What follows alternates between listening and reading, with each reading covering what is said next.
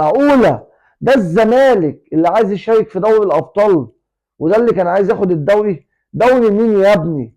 يا ابني انت ولا ابطال، ولا حتى هتشارك بعد كده في دورة عيد العمال بالمنظر ده.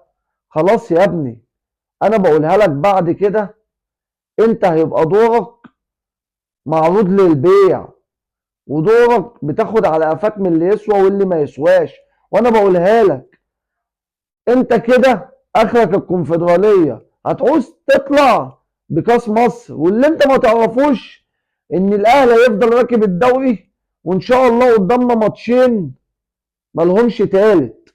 ماتش البنك الاهلي وفاركو وان شاء الله هنكسبهم، وبيراميدز عندها بتروجيت وسيراميكا، وانا بقول لك ان شاء الله هتقع في مطوشه من دول.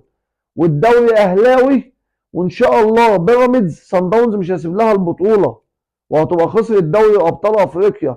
هتيجي عليك انت يا سمسار للكفيل بتاعك، هتاخد منك الكاس وهتديك على قفاك، وهتفضل كومبارس وحصاله وملكش قيمه. مش عارفين انتوا تفكيركم بقى كده ازاي. سلام.